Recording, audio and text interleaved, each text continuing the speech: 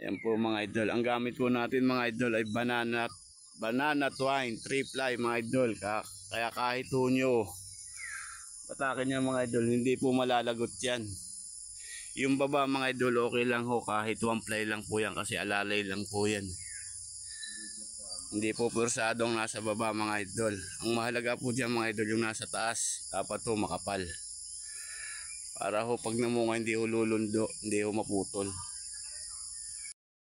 Mga idol, nakakabit na po. Dapat ho babat taas po mga idol, nakatali po para ho pagbatak ho, hindi ho mahila. Yan, hihilahin na po yung ating trailers mga idol. Ganyan po kaginhawang ikabit yan mga idol. Batak lang po.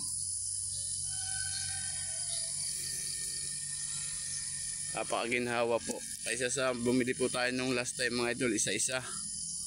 Ito po babatakin lang po nyo. Kailangan lang po sigurado yung pagtanggal ron sa buhol.